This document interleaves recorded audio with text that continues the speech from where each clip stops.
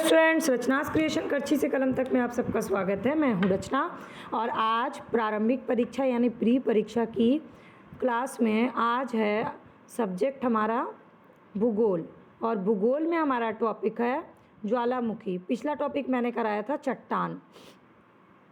ये ऐसे टॉपिक हैं जिससे क्वेश्चन हर बार पूछे ही जाते हैं और फैक्चुअल बेस्ड क्वेश्चन होते हैं जिसमें आपको बहुत ज़्यादा समझने से ज़्यादा आपको इसमें रटना पड़ेगा, क्योंकि ज्वालामुखी और उसका लोकेशन ज़्यादा पूछा जाता है, लेकिन उसके अलावा और भी क्वेश्चंस होते हैं।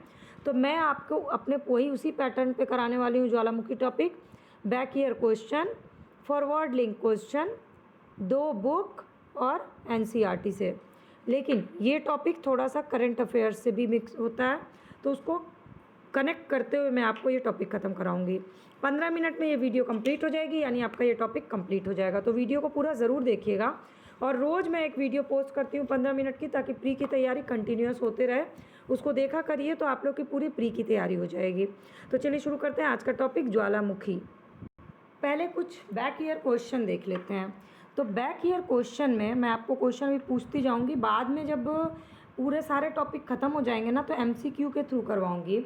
कौन सा एक मूल स्थल रूप है, इसका सारे का आंसर जब ये टॉपिक ख़त्म हो जाएगा तो आपको मिल जाएगा। ज्वालामुखी में सबसे अधिक कौन सी गैस निकलती है, कौन विश्व का सबसे ऊंचा ज्वालामुखी है, पृथ्वी के अंदर पिघले हुए पदार्थ को क्या कहते हैं, लावा के ठोस होने के बाद पृथ्वी के अंदर निर्मित चट्टानों को क्या कहते हैं, ज्वालामुखी उद्गार कहाँ नहीं होते हैं, माउंट एटना कहाँ है, माउंट सेंट हेलेंस कहाँ है, मोना लुआ सक्रिय ज्वालामुखी कहाँ है, और इससे बहुत बार क्वेश्चन पूछा गया है मोना लुआ से।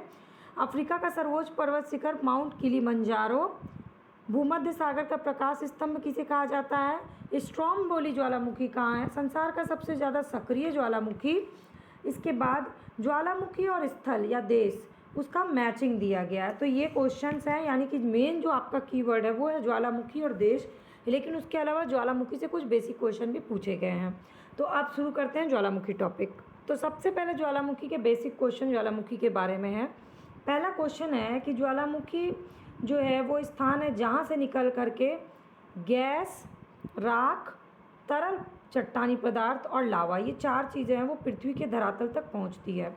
ज्वालामुखी से विस्फोट से निकलने वाली गैस में सबसे ज़्यादा मात्रा किसकी होती है, तो जलवाष्प की होती है। दूसरा क्वेश्चन, जलवाष्प यानी H2O, ऑप्शन में आपके H2O भी दे सकता है, इसलिए आपको ये फॉरवर्ड लिंक क्वेश्चन आपको पता होना चाहिए। ये सर्वाधिक होती है। इसके अलावा कौन कौन सी गैस होती है, तो कार्बन डाइऑक्साइड CO2 और सल्फर डाइऑक्साइड यानी SO2 गैस प्रमुख होती है। यानी मेन क्या है, H2O, CO2 और SO2। लेकिन इसके अलावा भी कुछ चीज़ें और उत्सर्जित होती हैं अन्य गैस, वो हैं hydrogen sulphide H2S, hydrogen H, carbon monoxide CO, hydrogen chloride HCl, hydrogen fluoride HF and helium He। ज्वालामुखी उद्गार के समय क्या होता है कि जो भूगर्भ होता है उसमें स्थित जो तरल पदार्थ होता है जिसको कहते हैं कि मैग्मा कहते हैं इसको। तो अगर पूछता है कि मैग्मा किसे कहते हैं, तो ज्वालामुखी उद्गार के समय भूगर्भ के अंदर जो पदार्थ होता है उसको बोलते हैं मैग्मा। और जब ये मैग्मा धरातल पर निश्चित होता है तो उसको बोलते हैं लावा। यानी कि ज्वालामुखी से जब निकलता है तो वो लावा बन के निकलता है। ये बहुत ज़्यादा गर्म होता है। और ताज़ा निष्कासित लावा का तापमान कितना होता है, ये क्वेश्चन पूछा गया, 600 से 1200 डिग्री सेल्सियस। और धरातल पे लावा ठंडा होने के बाद किसका रूप ले लेता है, इसका आंसर क्या होगा, मैंने आपको लास्ट में बताया था, लास्ट वीडियो में चट्टान वाले में, वो आग्नेय चट्टान बन जाता है। और ये बहुत इंपॉर्टेंट क्वेश्चन है। तो अब ये हो गए ज्वालामुखी उद्गार से रिलेटेड बेसिक क्वेश्चन पिछले सालों के और आगे क्या पूछे जा सकते हैं दोनों। अब ये जो 3 कीवर्ड्स हैं इससे बैक ईयर में क्वेश्चन पूछे जा चुके हैं। पहला कीवर्ड है आपका सिलिका। अब ये सिलिका क्या है, जैसे कि मैंने बताया आपको कि आग्नेय चट्टान बन जाते हैं जो लावा होते हैं। तो सिलिका के आधार पर लावा जो है वो 2 प्रकार का होता है। कौन कौन से, एक तो होता है एसिड लावा और दूसरा होता है बेसिक लावा। ये इम्पॉर्टेंट है, पूछा जा चुका है। अब एसिड लावा क्या होता है, ये बहुत गाढ़ा और चिपचिपा होता है और इसमें सिलिका की मात्रा अधिक होती है। बेसिक लावा जो होता है वो हल्का होता है और पतला होता है और इसमें सिलिका की मात्रा कम होती है। तो जब लावा धरातल तक पहुंचने से पहले ही उसके नीचे जम जाता है तो ये आग्नेय चट्टान बन जाता है। अब आग्नेय चट्टान बन तो जाता है, पर ये भी दो प्रकार के होते हैं। वो होते हैं प्लूटोनिक, जिसको बोलते हैं पातालीय चट्टान, और दूसरा होता है अधिवितलीय या मध्यवर्ती चट्टान। ये दोनों किसके प्रकार हैं? आग्नेय चट्टान के प्रकार हैं।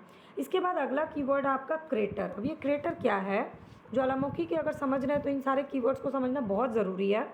क्रेटर जो होता है वो ज्वालामुखी शंकु के ऊपर सामान्यतः मिलने वाला एक कीप के आकार का, कीप आप जानते हैं जिससे जैसे तेल वेल जिससे निकालते हैं, कीप के आकार का आकृति होती है। इसमें जल भराव के कारण ही क्रेटर झील का निर्माण होता है। जैसे महाराष्ट्र का बुल्ढाना जिला है, वहाँ पर है लोनार झील, ये पूछा गया है क्वेश्चन। काल्डेरा नाम सुना होगा आपने अगर आपने बैक ईयर क्वेश्चन देखा होगा। काल्डेरा क्रेटर का ही एक अधिक विस्तृत रूप है। इसके बाद ये होता है उतोष्ण या गीज़र। अब ये गीज़र जो है, गीज़र गर्म जल का एक स्रोत होता है, हर किसी के घर में लगा रहता है। इसमें समय समय पे गर्म जल की फुहार निकलती है। उसी तरह से एक नेचुरल गीज़र भी होता है, जैसे कि येलो नेशनल पार्क में फेथफुल गीज़र है। ये बैक ईयर क्वेश्चन में आप देखिएगा, आपको मिलेगा ये क्वेश्चन, ठीक है। फेथफुल, ओल्ड फेथफुल गीज़र है। और इसके बाद का क्वेश्चन है, पॉइंट है धुआंरे। अब ये धुआंरे क्या है?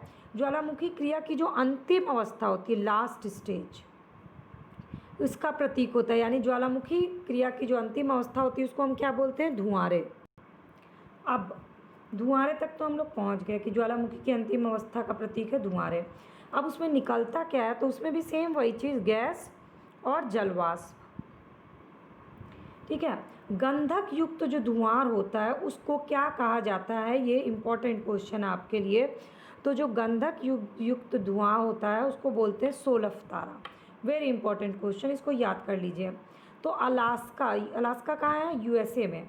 अलास्का का जो कटमई पर्वत है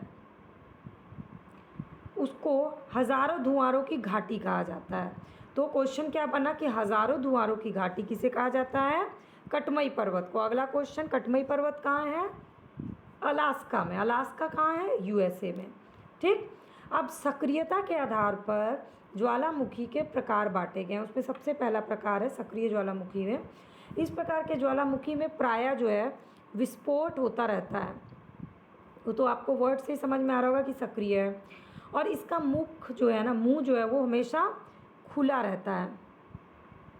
समय समय पर इसमें से लावा, धुआं, अन्य पदार्थ बाहर निकलते रहते हैं।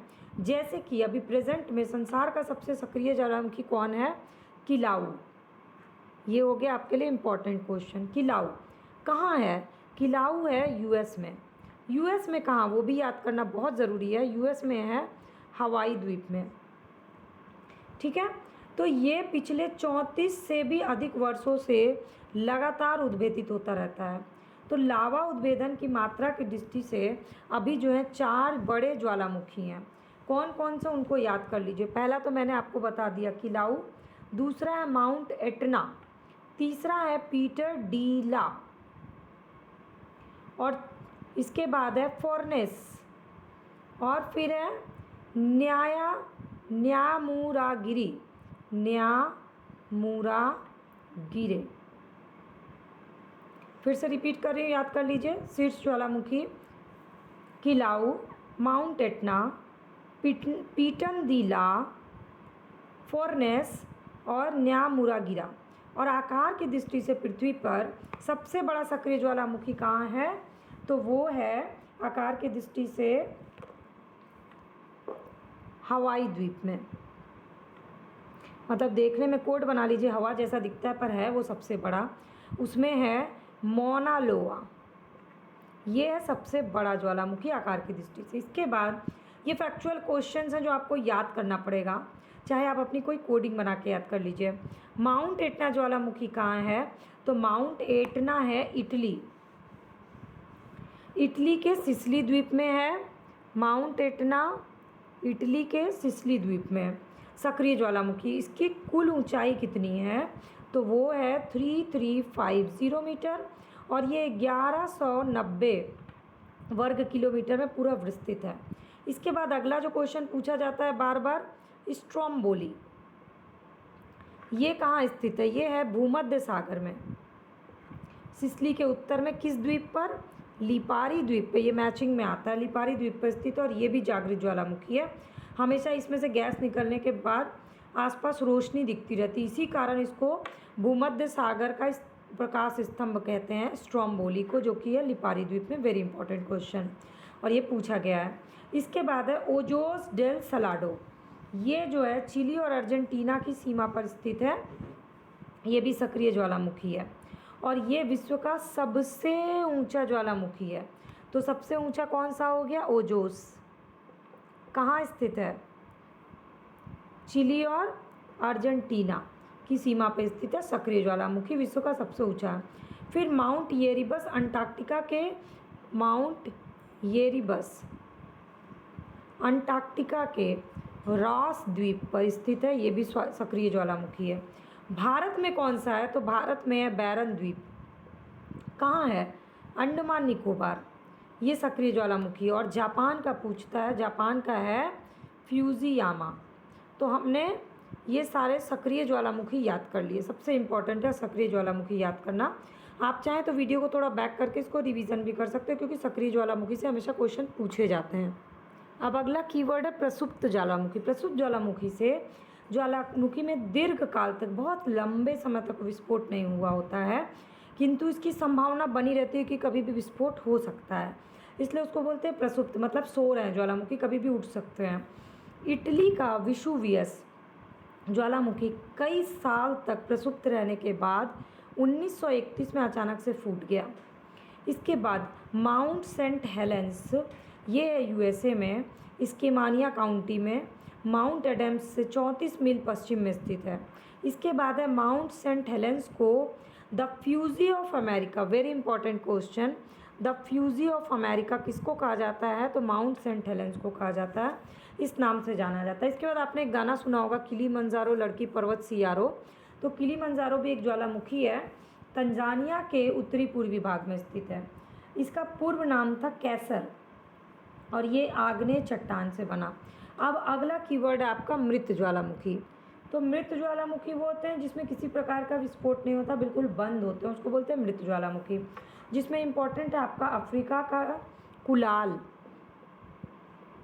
और किलीमंजारो, इक्वेडोर का चिम्बराजो, चिम्बराजो ये मैचिंग में आता है, ठीक है, और म्यांमार का पोपा, ईरान का दामवंद और कोह सुल्तान। जिसमें से आपके लिए इम्पोर्टेंट है कोह सुल्तान।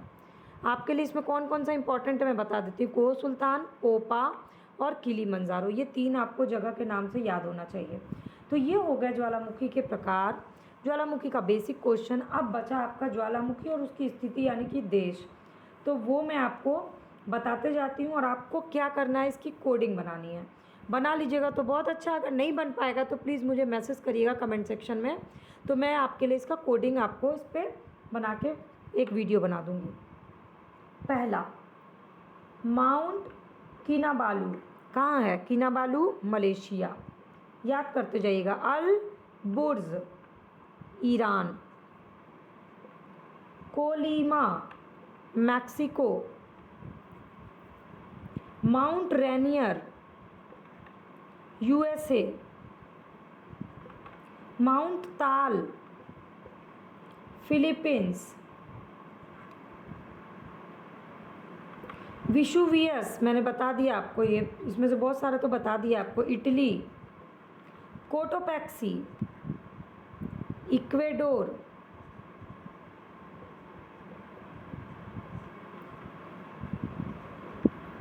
इसके बाद है माउंट कैमरून, तो कैमरून में इसको याद करने की ज़रूरत नहीं है। इसके बाद है आपका मेयान, ये भी है फिलीपींस में। फिर है आपका माउंट एटना इटली में, और 10वें नंबर पे है आपका मोना लोआ। कहाँ है मोना लोआ? हवाई द्वीप में।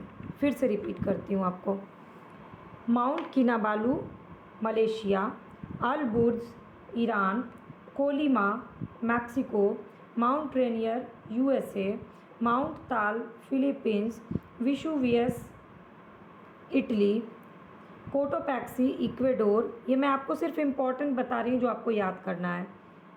मेयान Philippines, Mount Etna Italy, Mauna Loa Hawaii द्वीप। और बाकी जो इम्पोर्टेंट थे जैसे कि कोह सुल्तान मैंने आपको बता दिया, चिम्बराजो बता दिया, इसके बाद आपको सेंट हेलेंस बता दिया, वो बाकी इम्पोर्टेंट थे। उसके अलावा ये 10 हैं थोड़े इम्पोर्टेंट है आपके लिए मैचिंग के लिए, तो इसको याद कर लीजिएगा। तो अब बैक ईयर क्वेश्चन उठाइए और अब क्वेश्चन को सॉल्व करिए। देखिए आप क्वेश्चन सॉल्व कर पाते हैं कि नहीं। मैं रिपीट करती हूँ, कौन सा एक मूल रूप है स्थल रूप? उसका आंसर है ज्वालामुखी। ज्वालामुखी में सबसे अधिक कौन सी गैस निकलती है? जलवाष्प। विश्व का सबसे ऊंचा ज्वालामुखी माउंट कोटोपैक्सी। पृथ्वी के अंदर पिघले पदार्थ को क्या कहते हैं? लावा या मैग्मा। लावा के ठोस होने के बाद पृथ्वी के अंदर निर्मित चट्टान कौन सी होती है? प्लूटोनिक चट्टान। ज्वालामुखी उद्गार कहाँ नहीं होते हैं? यहाँ पर कहाँ पर? किनारे पे नहीं होते हैं, मतलब बाल्टिक सागर के पास नहीं होते। इसमें कुछ सागर के ऑप्शन दिए हुए हैं। माउंट एटना कहाँ स्थित है? सेंट हेलेंस कहाँ स्थित है? मोनालोआ कहाँ स्थित है? इसके बाद है कोटोपैक्सी कहाँ स्थित है? एटना कहाँ स्थित है? फ्यूजियामा कहाँ स्थित है? विशुवियस कहाँ स्थित है? किलिमंजारो कहाँ स्थित है? किलिमंजारो से बहुत बार क्वेश्चन पूछा गया। भूमध्य सागर का प्रकाश स्तंभ किसे कहते हैं? स्ट्रॉम वैली कहाँ स्थित है? सबसे ज़्यादा सक्रिय ज्वालामुखी कौन सा है? और कोटोपैक्सी कहाँ है? इसके बाद है अलबुर्ज कहाँ है? किलिमंजारो कहाँ है? अंकारागुआ कहाँ है? माउंट एटना कहाँ है? और इस तरह से यही मैचिंग क्वेश्चन आए हुए हैं जो आपका ज्वालामुखी टॉपिक ख़त्म हो जाता है। तो अगर आपको वीडियो अच्छी लगी होगी, इंटरेस्टिंग लगी होगी, इन्फॉर्मेटिव लगी होगी तो लाइक और कमेंट ज़रूर करिएगा। चैनल के सब्सक्राइब या फॉलो बटन को क्लिक कर लीजिए क्योंकि रोज़ मैं 15 मिनट में एक टॉपिक ख़त्म करवाती हूँ प्री के लिए। इसके अलावा मेरे चैनल के प्लेलिस्ट में आपको मेंस, इंटरव्यू, प्री, नोट्स बनाना, काउंसलिंग से रिलेटेड बहुत सारी वीडियोस मिल जाएंगी, तो आप उस वीडियो को विजिट कर सकते हैं। थैंक्स फॉर वॉचिंग रचनास क्रिएशन, करछी से कलम तक।